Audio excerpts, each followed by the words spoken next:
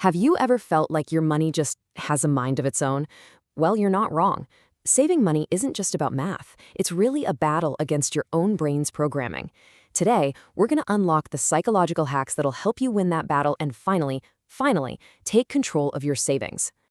I mean, it's the classic mystery, right? Where does all the money go? You start the month with the best intentions, but by the end of it, it feels like you've just been fighting this losing battle against your own bank account. Because the real tug of war isn't happening in your wallet, it's happening in your head. So forget about complicated spreadsheets for a minute. The real secret to saving is just learning to outsmart your own brain. So here's our game plan. We're going on a 4-part mindset journey. First, we'll make money feel real again. Then we're going to build systems to save for you. After that, we'll tackle those pesky impulse buys. And finally, we'll make the ultimate shift in how you think about wealth. Ready? Okay, let's dive right in. Part 1, making your money real. This is all about changing how you feel about spending by reconnecting with the physical nature of money. Just look at the difference here. Swiping a card, it's so easy, it's painless, it's abstract, but physically handing over cash, oof, that triggers a real sense of loss in our brains.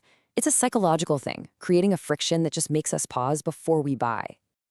So the first big trick is to start using cold, hard cash. It's just psychologically more painful to part with. And here's a pro tip for you.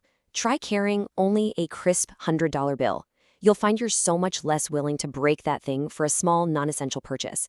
It forces you to stop and ask, is this little thing really worth it? And here's another huge mental shift. Instead of just seeing a price tag, start seeing the time it took you to earn that money. You have to ask yourself, is this item really worth that much of my life? This is all about understanding something called opportunity cost. When you start translating dollars into hours worked, the true price becomes crystal clear. Suddenly, that gadget isn't just a purchase, it's a whole week of your life. And this slide really nails the trade-off you're making.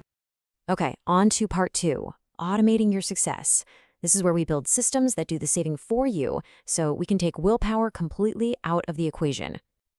You know, the most powerful saving strategy is also the easiest one. Just set it and forget it. The goal here is to make saving totally effortless by putting your money to work before you even have a chance to touch it. And here's exactly how it works. You set up an automatic deduction with your employer. A small percentage, or even a fixed amount like $100, goes straight from your paycheck into a separate savings account. The benefit is so simple, but it's profound. You can't spend what you never see. And over time, those small amounts really grow into something significant. Now, to manage what's left, you've got to measure it. This famous quote from Peter Drucker is really the foundation of financial awareness. I mean, if you don't know where your money is going, you have absolutely no control over it. Creating a simple monthly balance sheet can be a total game changer. You list your fixed and variable costs, you track your income, and you see the real picture. Just the simple act of writing down an $8 fast food purchase can be this huge wake-up call about where your money is really going. All right, let's gear up for part 3, winning the impulse war. This is where we learn to defend our finances from our own brain's desire for that instant gratification. So here's the core challenge, right? Our brains are wired for immediate rewards. That little buy now button delivers a hit of dopamine, which makes it incredibly hard to resist. So what's the trick? You have to force a waiting period.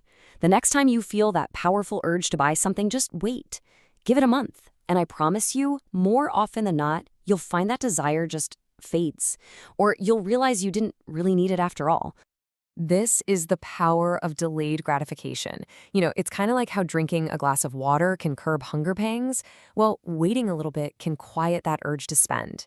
Think of it like a financial muscle. The more you exercise it, the stronger it gets. You know, a more passive, but just as effective, strategy is to simply avoid advertising. Marketing is designed to make you feel like you need something you didn't even know existed a minute ago.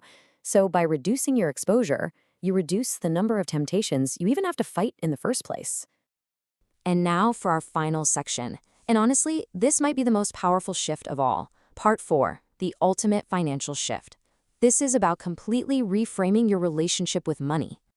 So here's the thing. Many of us operate from a scarcity mindset.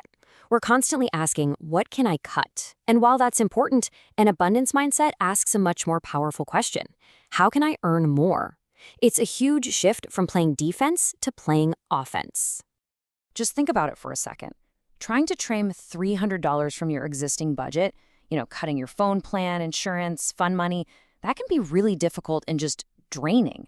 But focusing that same energy on adding $300 to your income, that can often be a much more achievable and empowering goal. And look, this doesn't have to be some monumental task.